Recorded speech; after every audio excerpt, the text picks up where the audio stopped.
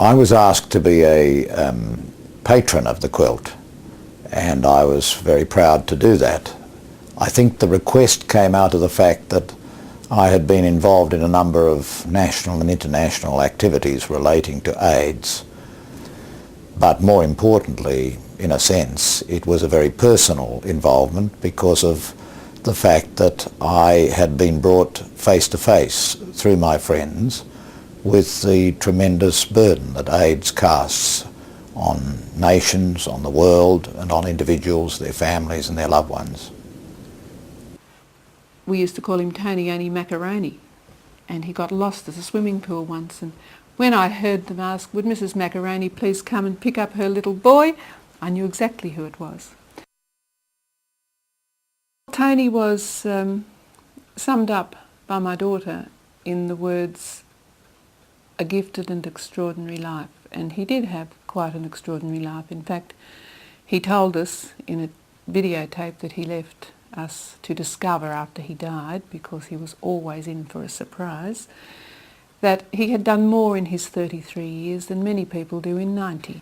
When he learned of his HIV status, he took a new direction, and he became a very positive activist to handle that. And I guess the first thing that occurred to him was that he didn't want people to know about it because they would treat him as though he were dying. And he said, until I'm dying, I'm going to live. He was more worried about what it would do to me and the other members of the family than what it would do to him. And yet, like any young man facing death, he was very angry and very frightened. I think the most pertinent question for me would be to try and understand how you initially deal with the grief of losing someone. In a nutshell, the quilt for me would be important to try and understand how to deal with such a loss, how to make HIV an important issue in the community again, especially for the straight community, because it's not just the gay problem. Years ago I was working in the aviation industry, and I was really fond of lots of people who ended up catching the virus. And in the early 80s there were numbers of them dying quite quickly. So many young people died, and so there was this tragedy of the loss of youth and beauty. They were all good sorts. I wanted to use my skills as an adult educator and take it and use it in the arena of HIV/AIDS education. When we're talking about the relevance of the quilt and wondering how relevant it is to young people, perhaps it's not particularly relevant in terms of it being a memorial or in terms of it being a part of a grief process. But it's certainly incredibly relevant when it comes to teaching them about what they need to do in order to keep themselves safe. I find that being with my own family and my ability to relate to young people enables me to handle what goes on in the schools sometimes when the young people get feral almost. But they are doing it because they're embarrassed and they're almost excited about the subjects that I'm talking about. And I don't mean excited in a sexual way, they're excited in a way that I'm discussing something that perhaps with other people is forbidden. I also feel deeply moved by the young people who are unbelievably hungry for the information, and I sit there and I see their faces and I'm aware that I'm giving them information that perhaps that they would get not from anywhere else. If you have questions that you're unwilling to ask because you feel like you don't want to say them, by all means write them down and hand them in. If I were to talk about changing anything, I think I'd be being unrealistic. I think the most significant aspect of my involvement in all of this has been my acceptance of what happens in life and my acceptance of death as part of life.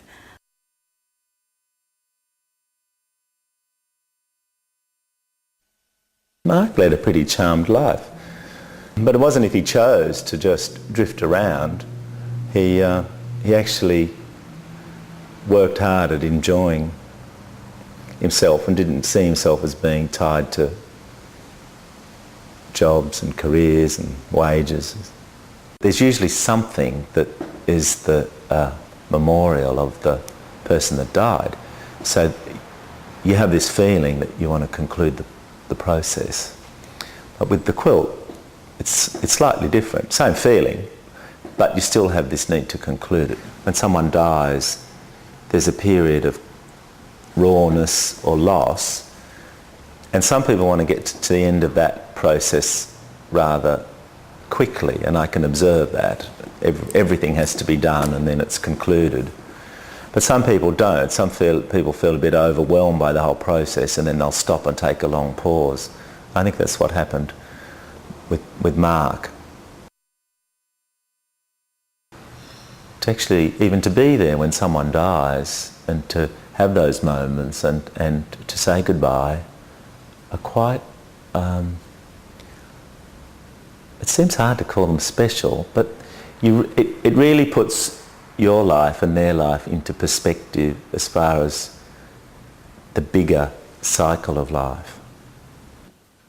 As things progressed, and when Tony saw the need for contributing to the anti-discrimination campaign, he actually told everyone on national television that he was HIV positive and that he had progressed to AIDS and that he didn't know how long he had to live, but he intended to make the most of his life while he could. It is extraordinary to sit down and talk to someone about how they want to die. And I remember one thing. Mark had the notion that his body had to lie, after he died, his body had to lie there for 24 hours, something to do with the spirits being able to find their way back or find their way home or something like that. And I looked at the carer and I thought, how are we going to deal with this? And so he said, we're not having you lying around for 24 hours, you're going to have to get those spirits out earlier. What do you say when someone says goodbye to you?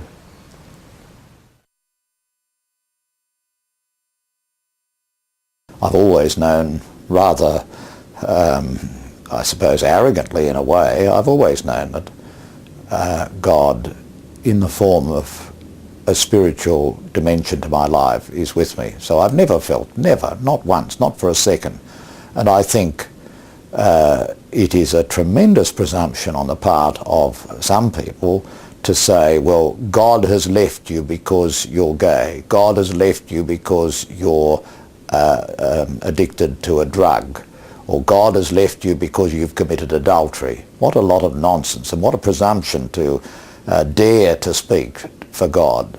The God of my understanding is a loving God and reaches out to all of us and understands all of us in all of our variety and diversity, and that is part of God's creation.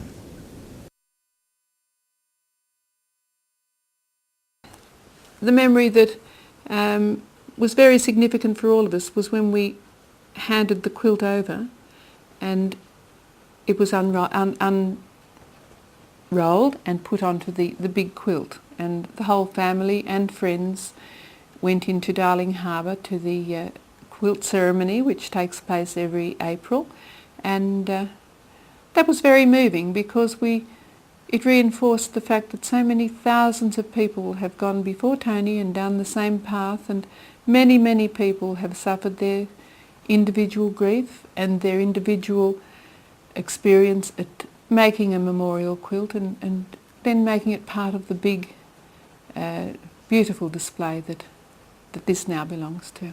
The quilt in actual fact is an incredibly powerful tool in terms of helping people grieve.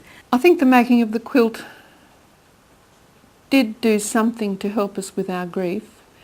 I think dealing with anything in life, and especially grief that we've had to learn the hard way how to deal with, initially requires confronting it.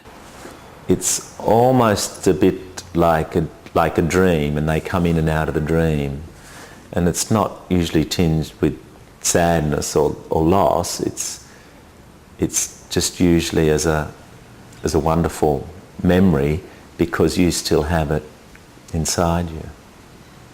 Yeah. I guess it's a journey that until you make it, you really can't be prepared for it because you don't know how it's going to be. Well, I grew up in a world, an Anglo-Saxon world, where you were not supposed to show grief. You were not supposed to show too much emotion in public.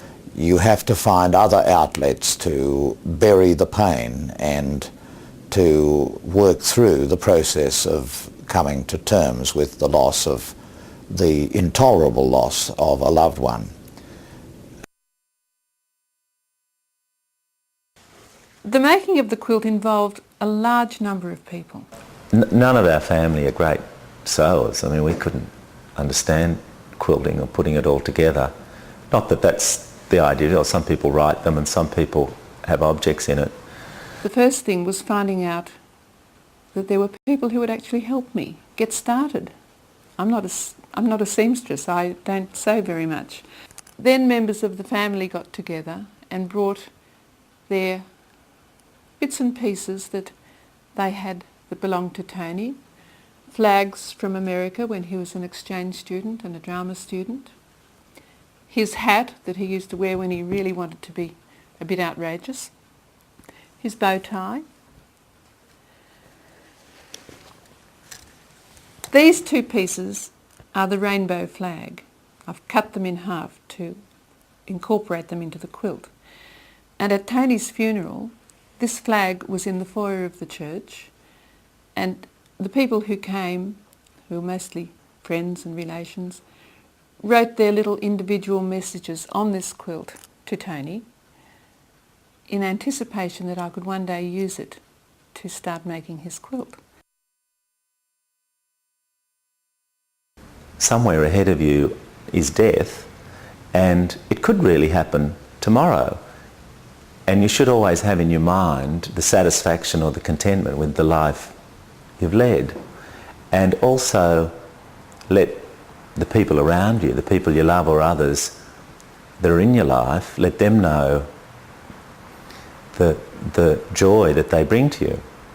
There's a lot more to life than just living and having fun, but loving other people and losing the people we love must be significant to those who've not been there, even if it's just to help them to understand that it's a journey that may happen to them, coming to look at the quilt and think about every one of these lives and the people who love these people and the loss that they've experienced will be a lot the richer for their own lives and for realising how precious life and love and loving people really is.